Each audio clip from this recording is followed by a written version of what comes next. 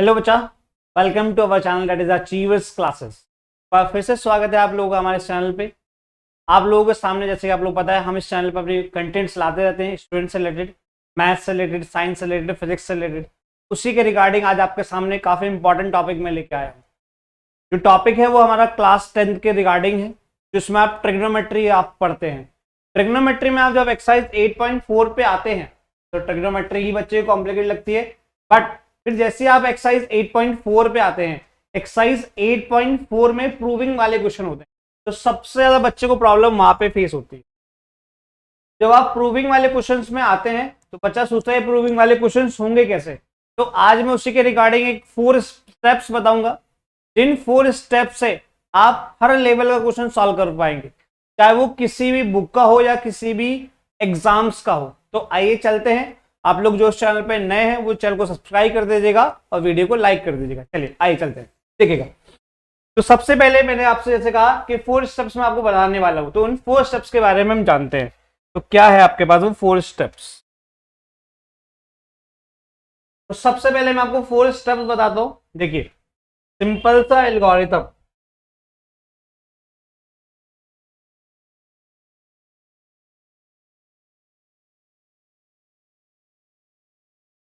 सबसे पहली बात आती है एल्गोरिथम में, जब आप प्रूविंग वाले क्वेश्चन आते हैं तो सबसे बड़ा प्रॉब्लम सबसे पहली फेस जो करता है, ये स्टेप्स का पार्ट नहीं है, बट सबसे पहली प्रॉब्लम जो फेस करता है कि कई बार टीचर तो एलएचएस से सॉल्व कर देता है, कभी आरएचएस से सॉल्व कर देता है, कभी दोनों को बराबर सॉल्व करता है। सर हमें क्या पता। तो बच्चे के दिमाग में सबसे पहला क्वेश्चन ये राइज होता है कि हमें कैसे पता लगेगा कौन सा। आप बिल्कुल चिल रहे, चिल मारे, आप उसमें बिल्कुल भी प्रॉब्लम फेस ना करें। सबसे इंपॉर्टेंट बात, आपको जो भी साइड बड़ी दिखे उसको आप कंसिडर कर लें, क्योंकि भाई एक पेंसिल है, मैंने कहा बड़ी पेंसिल है, उसको आप छोटी कर सकते हैं, बट छोटी पेंसिल को आप बड़ी नहीं कर सकते। तो जो भी साइड बड़ी दिखे एलएचएस आरएचएस में से, वो आप कंसिडर कर लें। दूसरी बात है, हमें क्या बोला, दोनों साइड सॉल्व करनी है। आप एलएचएस ले तो उससे आरएचएस बनाने की कोशिश करें, आरएचएस ले उससे एलएचएस बनाने की कोशिश करें, और किसी से भी दूसरा नहीं बनता तो लास्ट में दूसरी साइड को भी सॉल्व कर दें। ऐसे पता लगता है कि हमें एलएचएस लेनी है या आरएचएस लेनी है, या दोनों को हमें सॉल्व करना है। ठीक है मेरे बच्चा, तो आइए चलते देखिएगा। तो सबसे पहला स्टेप, इस स्टेप का पार्ट नहीं है, आपके जो 4 स्टेप मैंने बोले हैं तो सिंपली एक कंसिडरेशन है।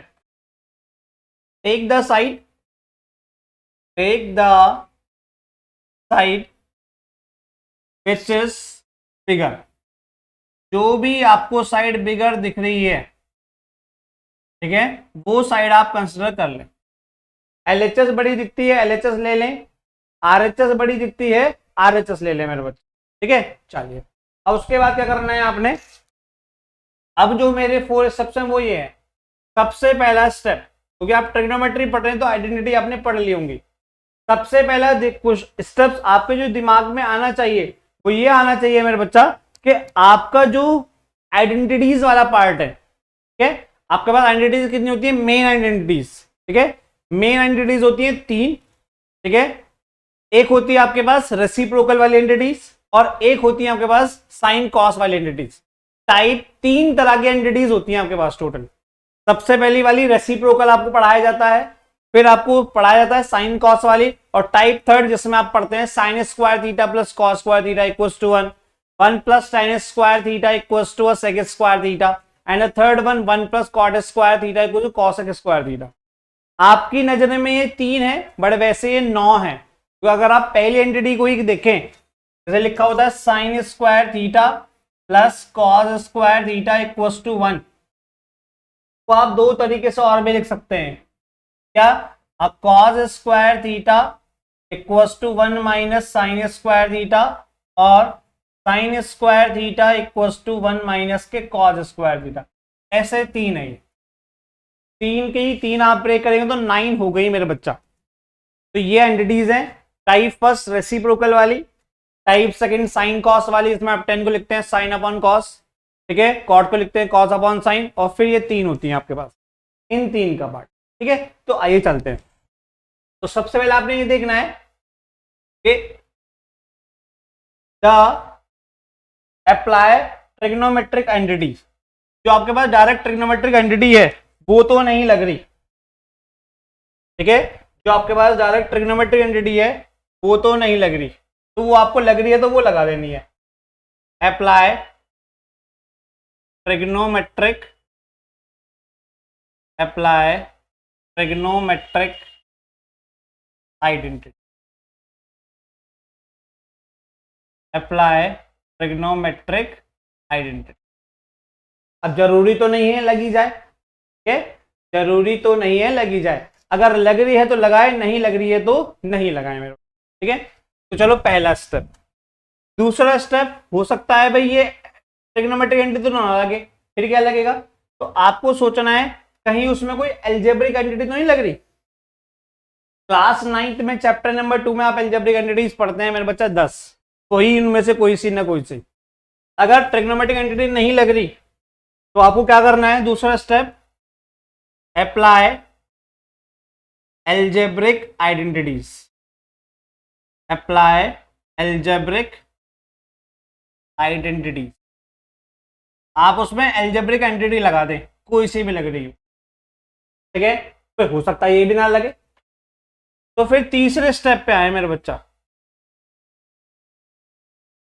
तीसरा स्टेप क्या कहता है, आप उसमें देखें कहीं उसमें कुछ कॉमन तो नहीं आ रहा, या कहीं आप उसमें कुछ एलसीएम तो नहीं ले सकते, या उसमें कहीं आप रेशनलाइजेशन तो नहीं कर सकते, ठीक है।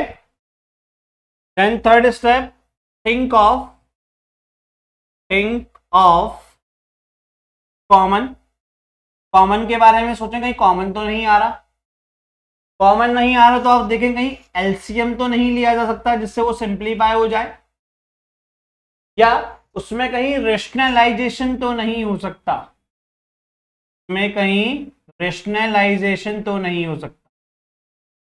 अगर रेशनलाइजेशन हो जाए तो रेशनलाइजेशन लगा। रेशनलाइजेशन बच्चे के दिमाग में आता है सिर्फ रूट में, ऐसा नहीं है, रूट में तो लगता ही है, ठीक है, बट बहुत से क्वेश्चंस ऐसे आते हैं जहां बिना रूट के भी आपको रेशनलाइजेशन लगाना पड़ जाता है।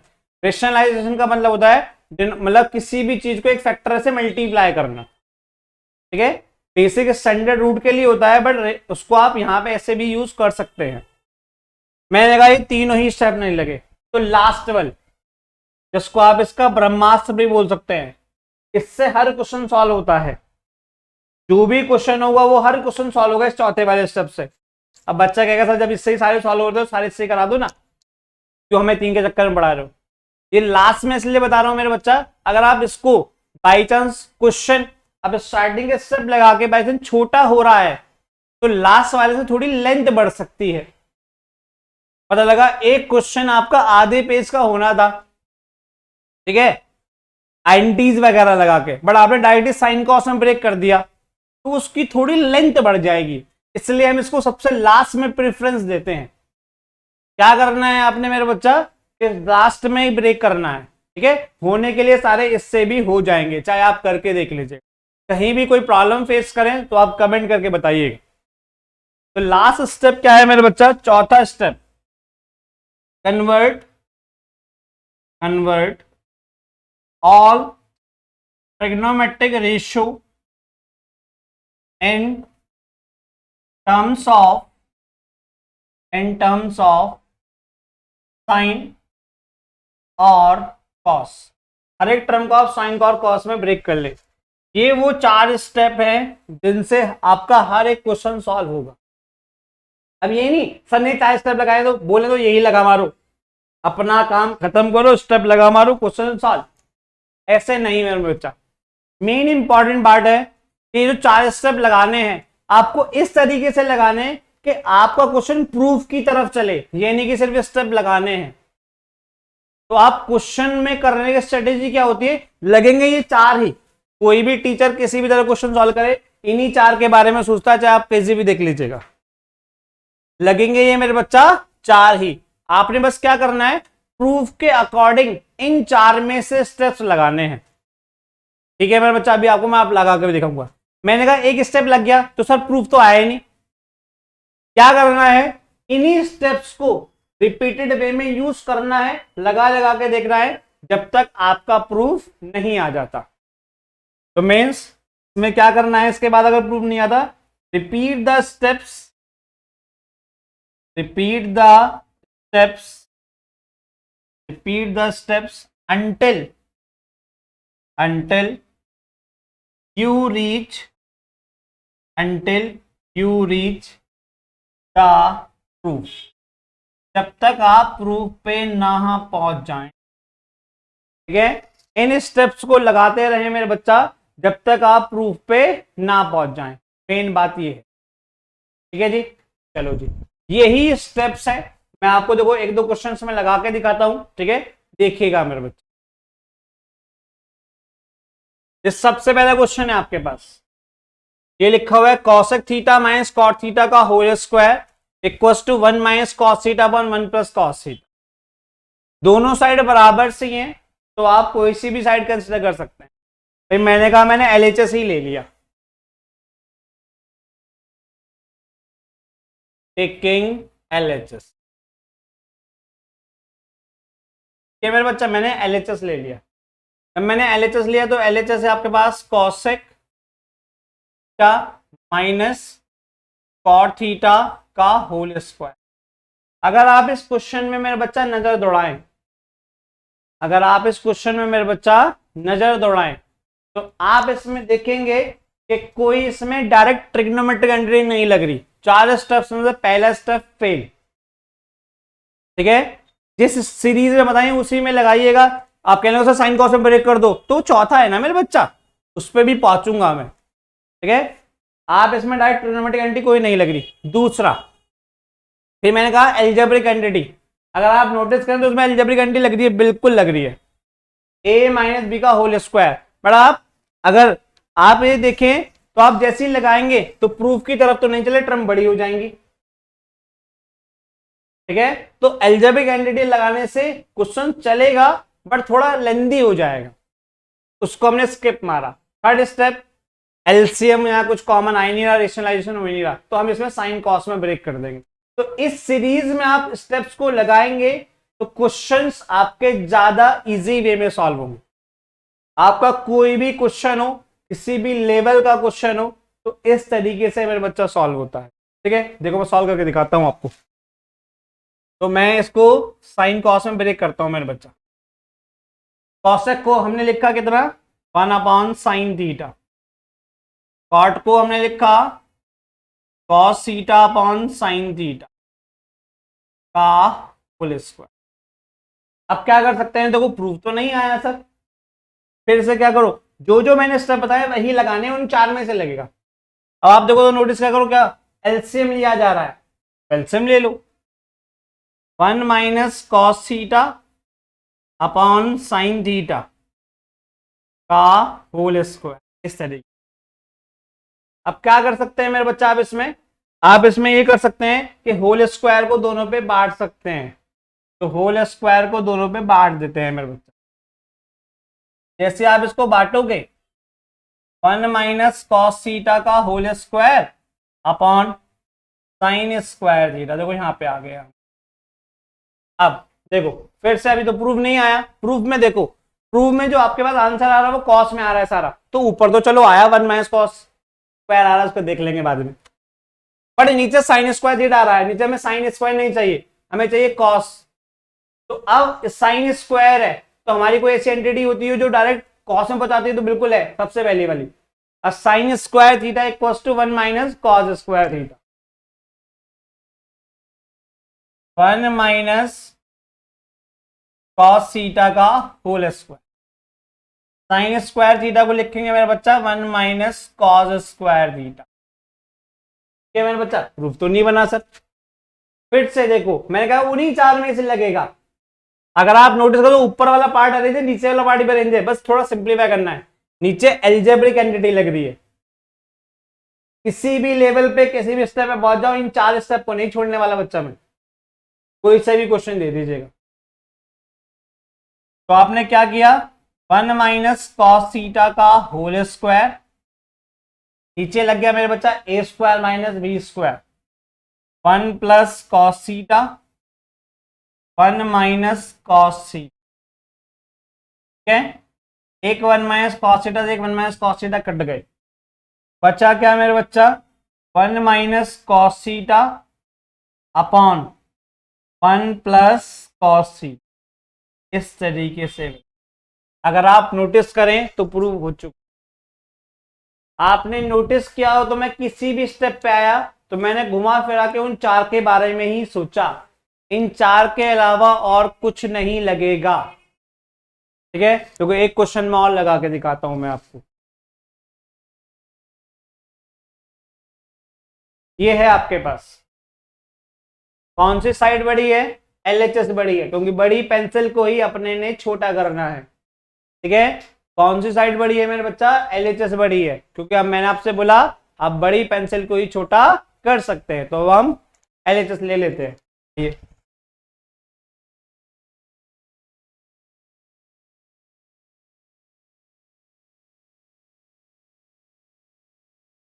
Taking LHS,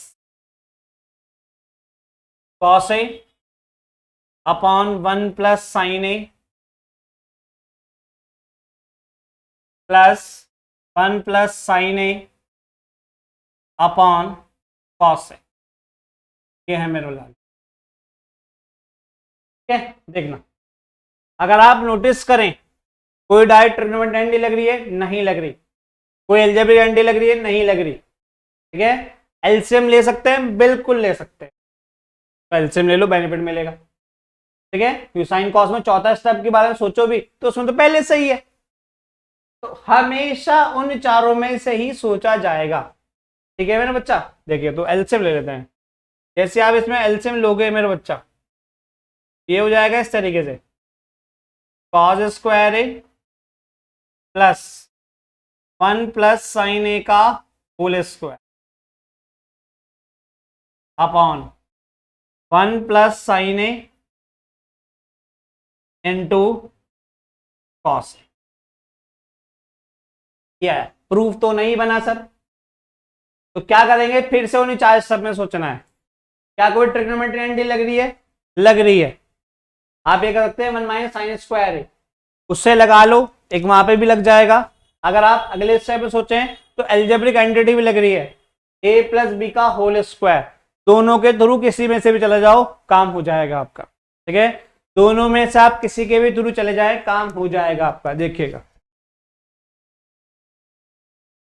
cos square A plus a plus B का होल स्क्वायर, उन्हीं स्टेप्स को रिपीट कर करके लगाना है जब तक आपका प्रूफ नहीं बन जाता मेरे बच्चा।